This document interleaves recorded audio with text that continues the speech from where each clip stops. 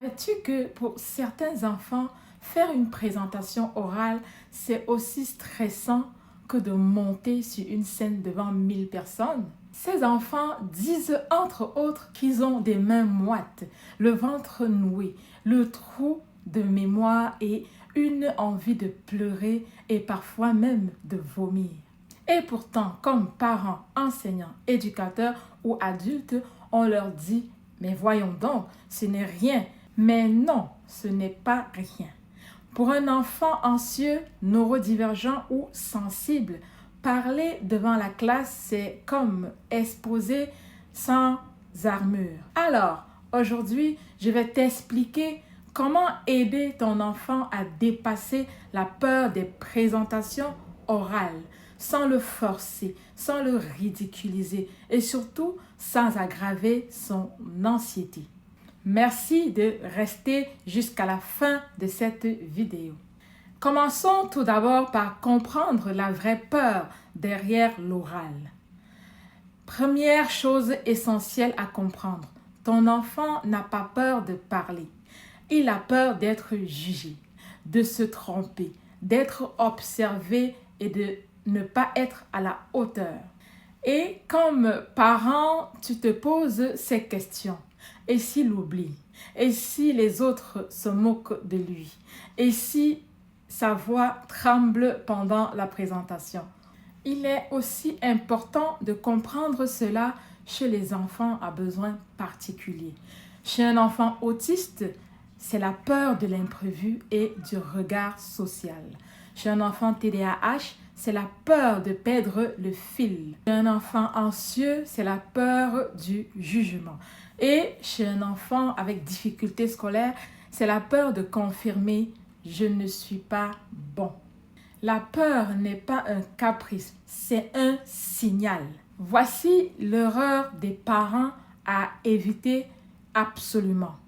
L'erreur la plus fréquente, c'est de dire à ton enfant « allez, lance-toi, tu verras, ça ira bien ». C'est comme dire à quelqu'un qui a peur de l'eau « saute dans la piscine, tu apprendras à nager ainsi ». Le cerveau anxieux ne se rassure pas avec des mots. Il se rassure avec de la préparation, du contrôle et de la sécurité. Voici 5 stratégies simples qui changent tout. La première stratégie, c'est de dédramatiser l'enjeu. Explique à l'enfant clairement, une présentation orale n'est pas un test de valeur. C'est un entraînement et non une performance. Par exemple, c'est comme s'entraîner avant un match et non jouer la finale. La deuxième stratégie, c'est de fractionner la présentation. Au lieu de mémoriser, fractionner le travail. Première idée égale première phrase. Une carte égale une. Pour un enfant TDAH ou anxieux, les fiches rassurent. Pour un enfant autiste, la structure sécurise. La troisième stratégie, c'est de s'entraîner dans un cadre sécurisant. Commence petit à petit, devant toi parent, devant un doudou, devant un miroir ou devant un membre de la famille. Puis, élargit doucement son audience ou le nombre de personnes qui le regardent et l'écoutent parler. L'exposition progressive est une clé majeure en anxiété. Plus il est exposé, moins il a peur des présentations orales. La quatrième stratégie, c'est de travailler le corps et non seulement le discours. Apprends à ton enfant, premièrement, à respirer lentement. Inspiration 4 secondes, expiration 6 secondes. Deuxièmement, poser ses pieds au sol. Et troisièmement, parler lentement. Le corps qui calme le cerveau. Si le corps ne tremble pas et est rassuré, le cerveau va également suivre. La cinquième stratégie, c'est de changer le regard sur l'erreur. Dis-lui clairement, même les adultes oublient des mots. Ou même les adultes font des erreurs. Ou encore, même les profs se trompent. Et ce n'est jamais grave. L'erreur n'est pas un échec. C'est une preuve que l'on apprend. Les jeux de rôle et les scénarios sociaux sont aussi importants. Fais des jeux de rôle à la maison. Imagine que tu oublies tes mots. Que fais-tu?